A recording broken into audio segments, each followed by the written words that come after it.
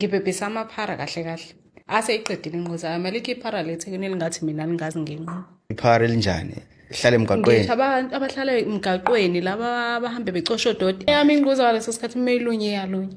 Ngisuke nje ngize leThekwini la kuhleli khona amaphara thatha amaphara ahle lapha ngifike ngiyikhumulele ngilale ngibheke phezulu ngivula imilenze. Manje iphara nje libukeka ngathi alinawo nje amandla. Likudla kanjani iphara?